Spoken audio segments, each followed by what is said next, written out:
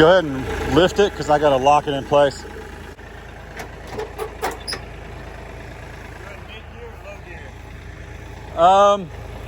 You can run it in any of them. I typically live in mid.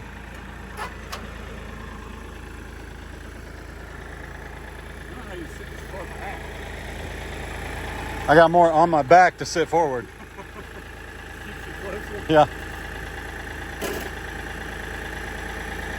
Just don't spear your truck. What about that one down there? No. Don't do that one either. Don't do either one of them. Okay, so engage it at 540 or below and bring it up. I've done it at like almost to 540 and then brought it up to 2. And I run it about 2. Have you taken this across this yard yet? No, that's why I was letting you do it. I hate that there's video evidence of this because I don't think he drives his tractor across the lawn. I don't think he mows across the... No, I'm kidding. If he was here, he would tell us, no, boys, you got to go down the road, come in through the other side of the property, and then you cut this way. Pretty good, Dad. Is Yeah. that what we're doing? No.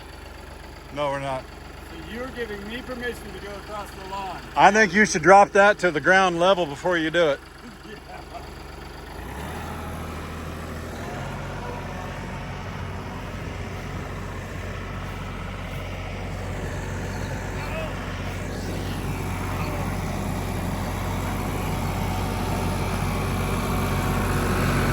Need some rain before he comes home. Yeah.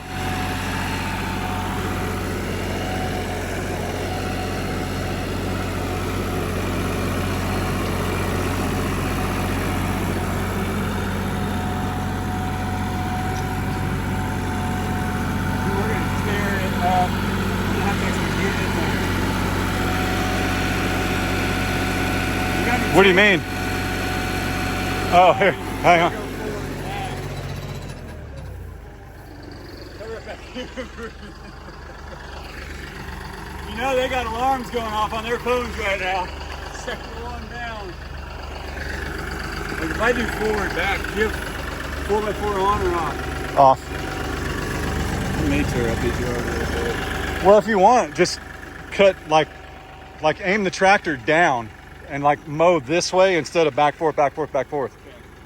Yeah, let's do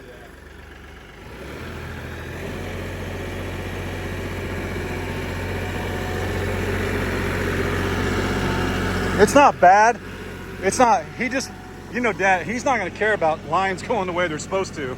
But yeah, we don't want to do a bunch of 3-point turns. What's going on, everybody? Chad, Doss Outdoors.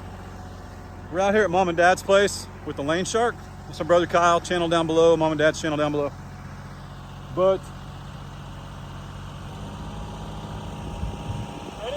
and then 1, 2, 3 1, 2, 3. on the button on the side. This side. Yep.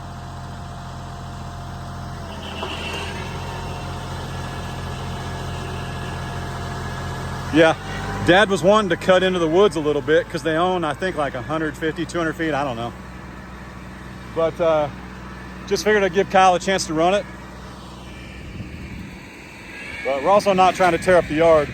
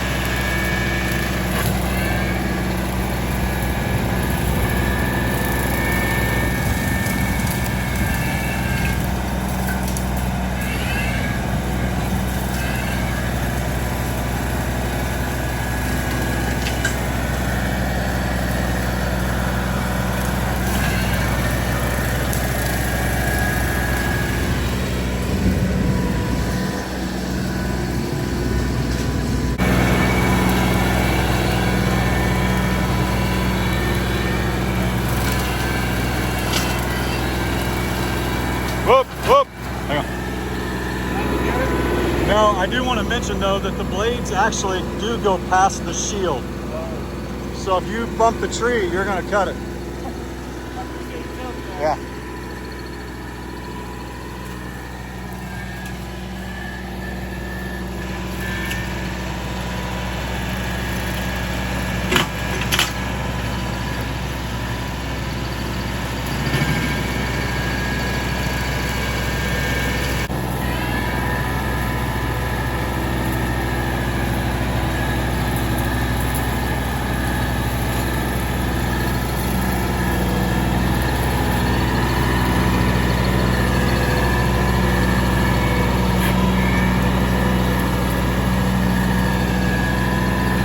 I didn't mean to limit his mobility, but this thing, if you've seen it on our channel, if you're new here, welcome and howdy. If you're old here, welcome and howdy. I've got 40 acres in Northeast Oklahoma with my beautiful wife and our three beautiful boys. This is my dad's place. He and mom have like 5 acres, and then they lease 5, 6 more. And then my brother's got 20 with his wife, about the other side of the line from me in Oklahoma. So he just hasn't run this before, and I wasn't trying to limit his mobility with maneuvering. Usually, because this thing articulates, because if you've been on our channel, you've seen it, it'll actually do like a 90 degree. It'll do just about every angle in between. But I usually run a bale spear on the back because at my place, I got a bunch of hills. And I put a bale on the back while I'm mowing for that ballast. So anyway, but it's pretty slick. It's not that a bush hog wouldn't do this, but that articulation, we'll show you that here in a little bit.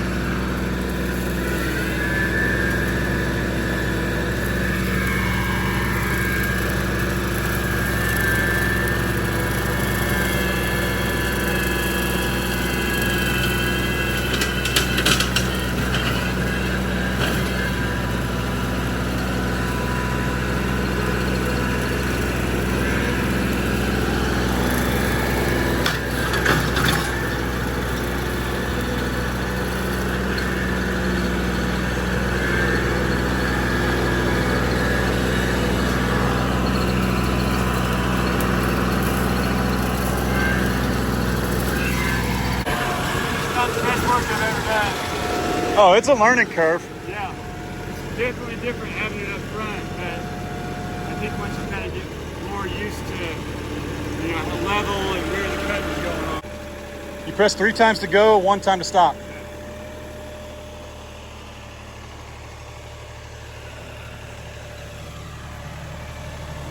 Yep, that's what you got. And this is the all new LS4. I've got a limited edition. This is the black one. So I don't want to brag.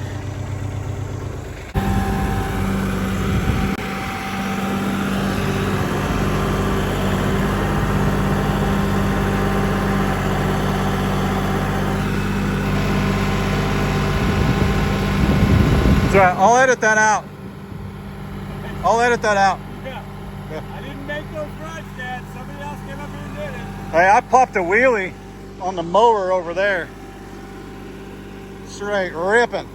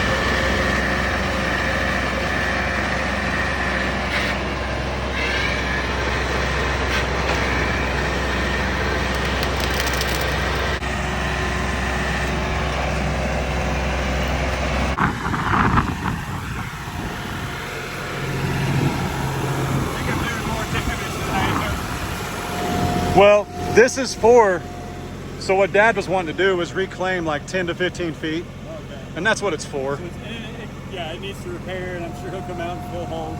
Well, you can't see what's there. You know, you gotta get the rocks out, and this will do up to 3-inch timber. Oh wow! So I've tested it. It works. What I typically do, if I've got like a 3-inch sapling, I'll actually just hit it like halfway up, because that just kind of takes it out of there, and then you can go down and kind of pulverize it. So yeah. Oh yeah. Oh, it'll do it.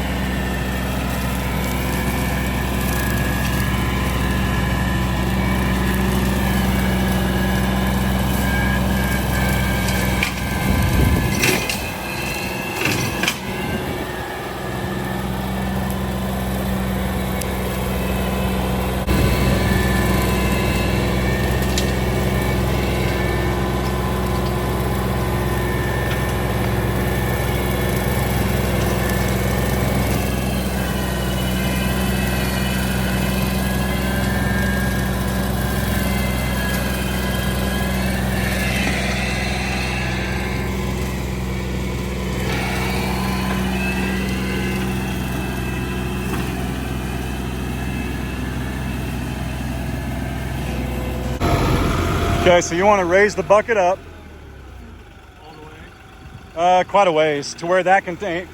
We're gonna curl the bucket straight down.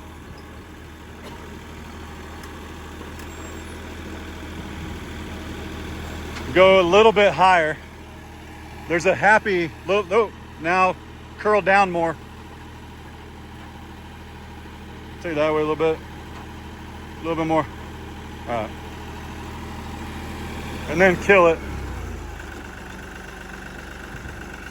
Now, you know what's funny? Here, look. Leave it in gear, take a brake off, and hop off. Trust me. Turn it off? No, just hop off. What should it do when you get up? Die. It should. Oh no. Someone put a jumper on the safety seat switcher. That's what that red wire's for.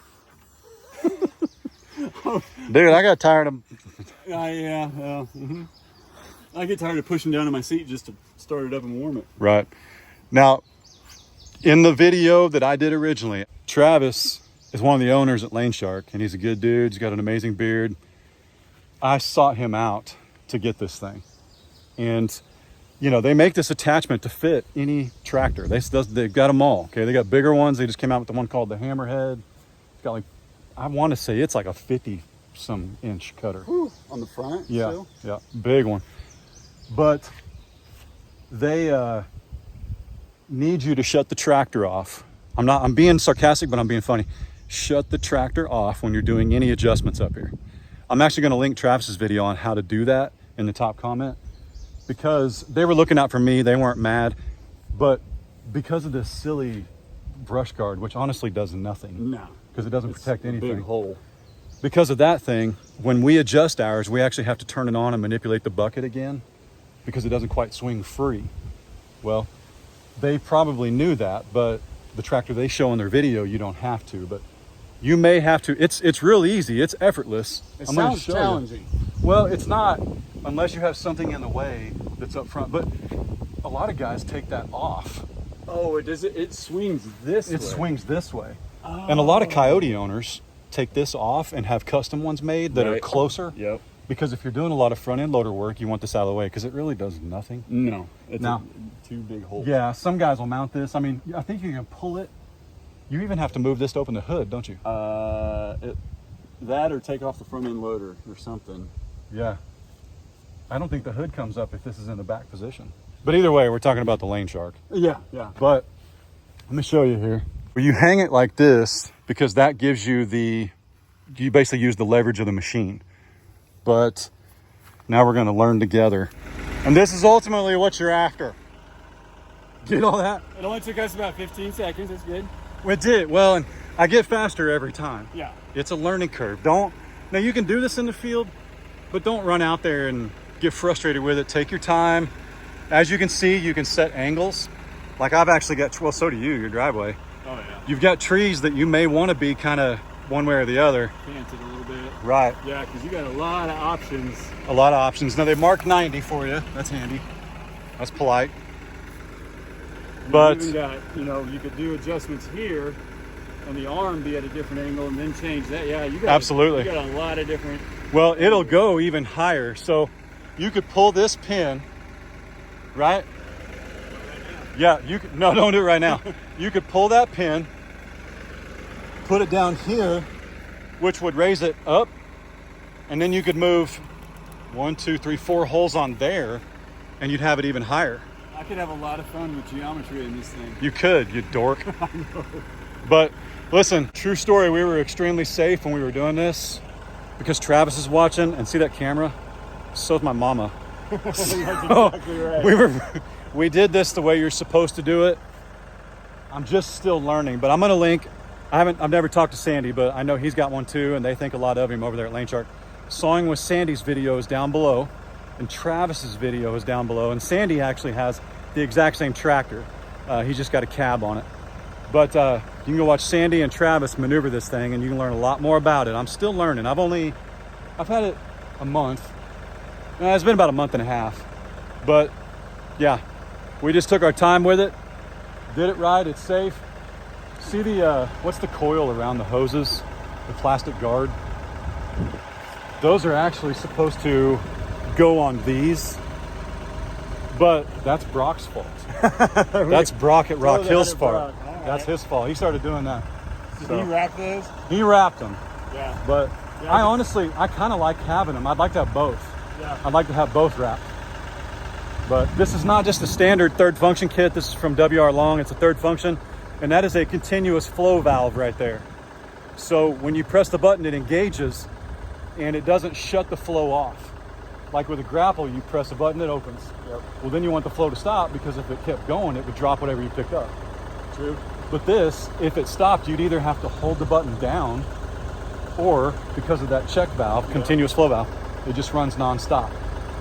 So you actually tell it when to stop giving fluid. So if you don't have this, it'll still run, but you got to hold the. Correct. Okay. And you got to be, I would imagine, careful with temperatures, and because this is using the tractor's computer to tell it what it needs, if that makes sense. Keeping full pressure as it needs it. Now this thing, I'm going to film this and I'm going to zoom in, but I'm going to be quite a ways away. I'll zoom out so you can tell. But I want you to see, he's just going to clear these lanes up right here. We don't want to do too much because Dad will be home in a few days, and we want him to tell us, hey, yeah, clear that up, hey, don't, whatever. So you tell them this is my very first time ever running this. Yeah, but they appreciate that because they want to know, like, yeah. And I think that's good too, because you're spending, I think this is 4 something, high 4s, a third function continuous flow valve kit's probably $1,000 or $1,500. Yeah, me too. So they want people to see, I know I do. You can just order this, they'll ship it to your dealer, or you can go to a dealer, you can put it on there and be cutting this afternoon. You can do it. So, but you just have to pick your times when you want it like this and when you want it down. Yeah, that makes sense. Where try to get it all done. Right.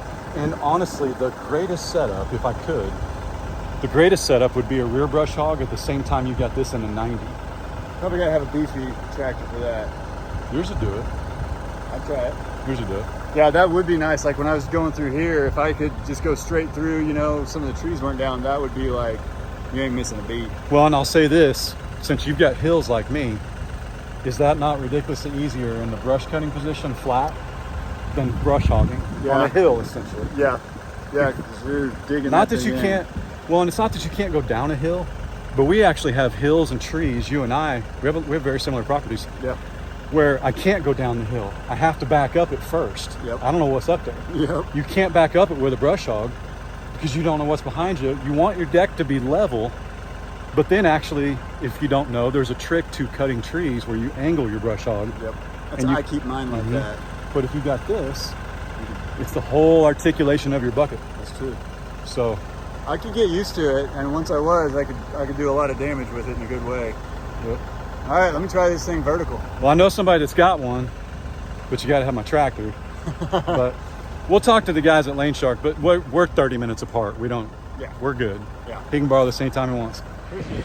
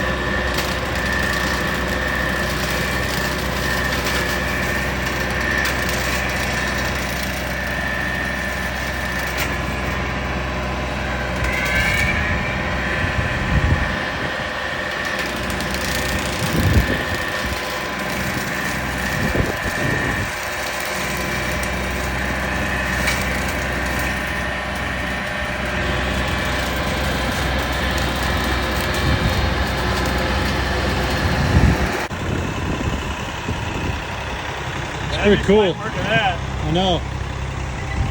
It's pretty handy. I can see that, you know, like you said, get used to it, find a lot of good use for it. Sure. You know, not being as used to your... Well, I already told him on camera, I wasn't trying to limit your mobility earlier in the woods. I just normally have a bale on the back. I would feel better about that. Yeah.